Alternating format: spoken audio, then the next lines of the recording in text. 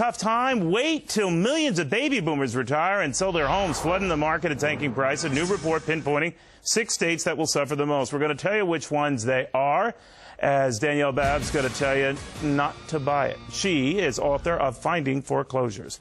All right, let's go through these states. This is essentially the states, Danielle, where you have more people leaving than coming in, which would not be a very good environment to sell a home, period. Do you buy it? I don't buy it. I'll tell you why, Neil. If we look at where boomers live today, pre-retirement, there's 5 states: Florida, California, Hawaii, North Carolina, and Colorado. When we look at where they leave once they retire, that list stays exactly the same: California, Hawaii, North Carolina, Florida, with the exception of Colorado. That changes to Oregon. In this report, the researcher indicates that the hardest hit areas are going to be in the Northeast and the Midwest, and I don't see that happening when the 5 states that the boomers live in aren't even on this list.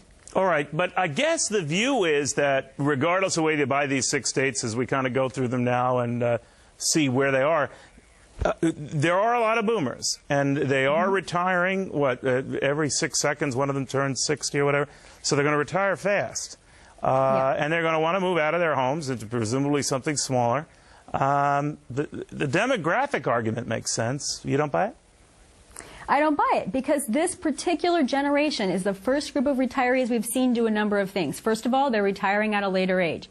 Second, they're actually keeping the equity in their primary home, taking money out to buy a second home. They're keeping one home where their family lives and another home in a Sunbelt state. So their pattern of buying is different.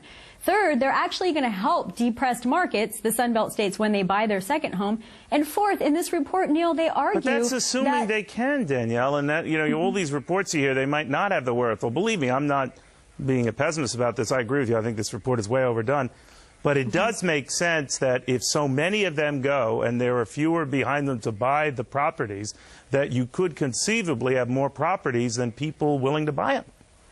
Actually, we've had, if you look at inventories in general across the nation, in a good real estate year, we tend to have about 6 months worth of resale home inventories, right? So if you look at that number, in most cases, that would mean that there are more sellers than buyers. So how is it any different? I'm not seeing it. All right. Well, you're snapping at me, Danielle, and I was just asking. All right.